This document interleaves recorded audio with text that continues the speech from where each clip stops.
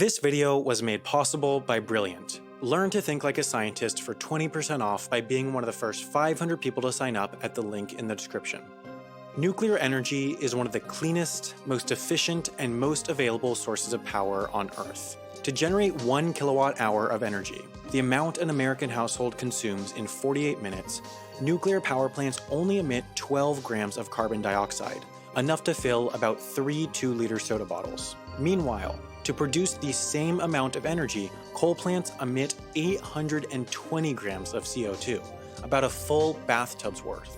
Factoring in the environmental cost of production, nuclear energy is cleaner than hydropower, than geothermal, than solar, than really any energy source except wind. But that doesn't necessarily mean nuclear is the long-term solution for the world, because nuclear material is perhaps the most poisonous substance on Earth. 2 times in history have nuclear power plants leaked significant amounts of radiation. In 1986 in Chernobyl, Ukraine, and in 2011 in Fukushima, Japan.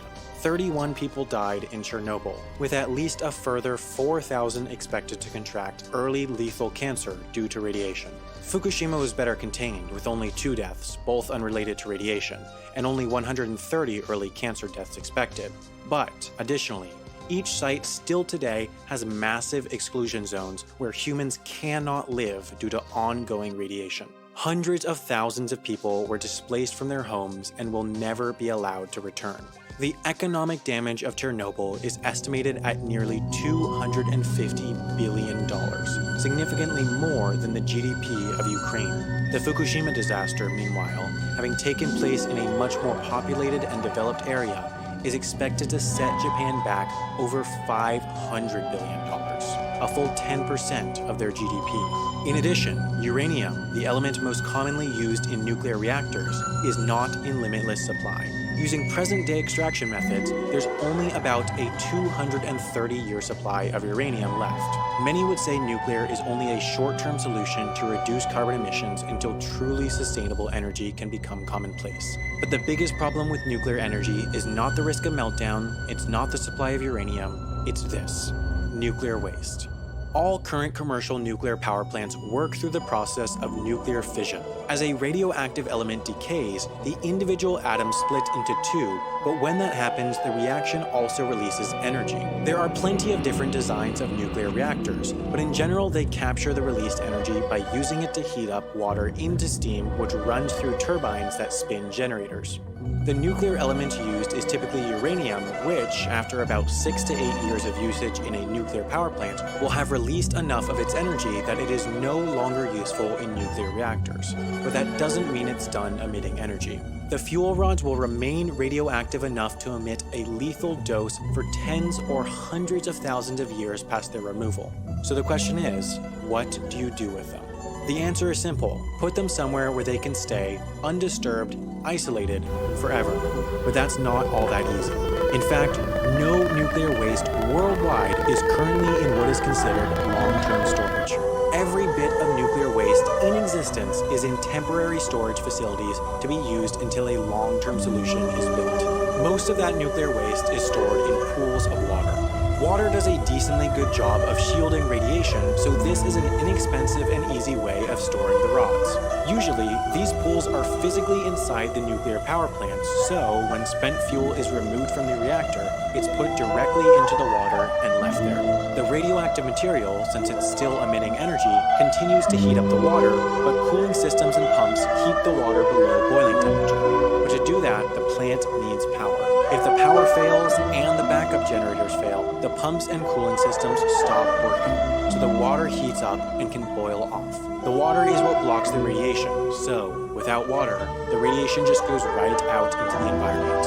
In fact, exactly that happened at Fukushima. Both the primary and backup power sources failed, so the pumps and cooling systems for the spent fuel pools couldn't run, leaving the water to heat up. The situation was brought under control before enough water had boiled off to release significant amounts of radiation into the environment, but had it not been, thousands could have been killed. Once nuclear waste has cooled down in storage pools for 10 to 20 years, it typically is encased in casks. These concrete and steel containers block in radiation, but this solution is far from permanent.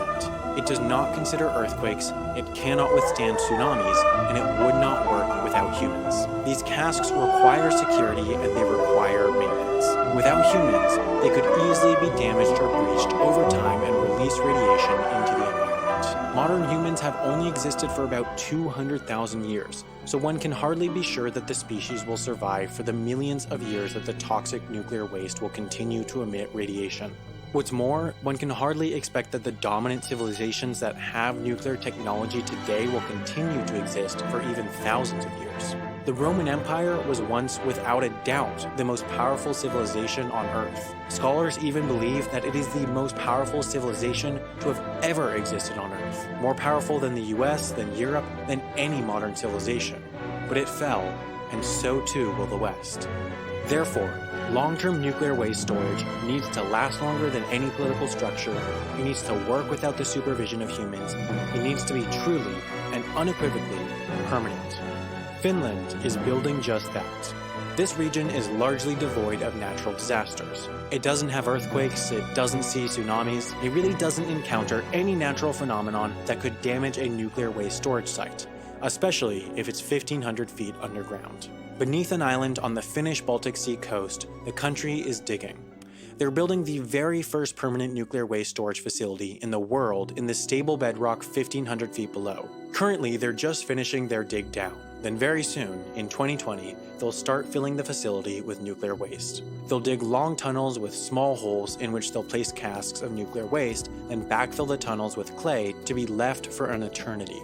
With this system, there's near zero risk of nuclear material leaking out into the groundwater, and once it's filled in the year 2120, it can just be left forever. Because the material will be so far down and so difficult to get to, no human management will be necessary once completed. No security, no maintenance, nothing, which means it should be truly secure. But before leaving it, they do need to fight against one thing: human nature. As curious beings, it's hard to combat a person's urge of discovery. If someone finds a mysterious structure from thousands of years ago, it'd just be natural to want to open it up.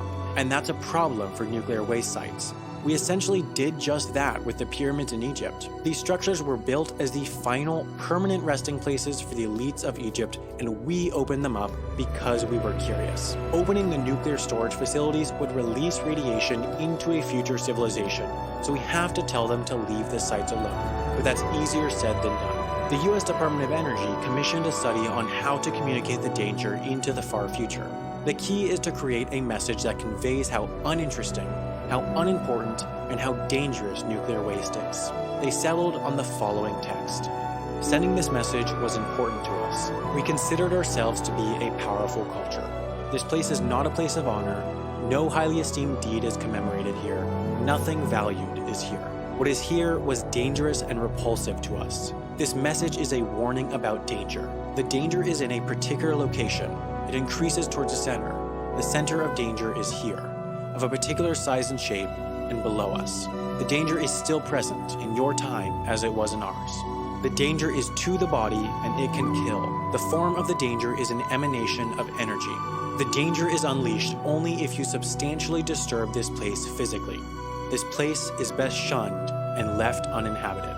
The idea would be to translate a message like this into every United Nations language: Arabic, Chinese, English, French, Russian, and Spanish. There's a reasonable hope that, at least in the next couple thousand years, one of those languages would be understood.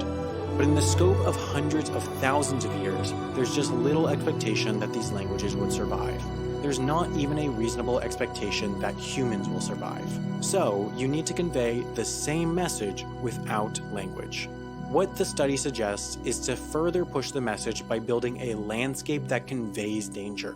It could be a scene of thorns or spikes or forbidding blocks. To satiate the discoverer's curiosity, it's also suggested to add monoliths explaining the history of the site through pictographs. Also included would be images like this, engraved in stone, conveying that the substance has danger that will be passed on to humans if touched. But the difficulty of this is that it very well might not be humans exploring Earth 100,000 years from now. It could be a species that doesn't recognize the likeness of what might be a long extinct species. What some have suggested is to just let the site be forgotten, to not mark it at all, to just seal it up and leave. But having something that significant disappear isn't simple. The site in Finland is designed to not need security or oversight, but its current location is very well documented in a potentially irreversible way.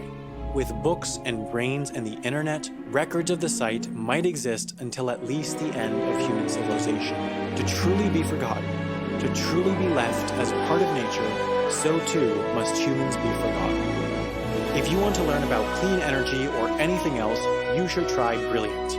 They have a fantastic course on solar energy complete with approachable explanations, straightforward graphics, and thought-provoking puzzles. I've really been enjoying Brilliant because their courses do a great job of providing an overview of complex topics in a way that anyone can understand.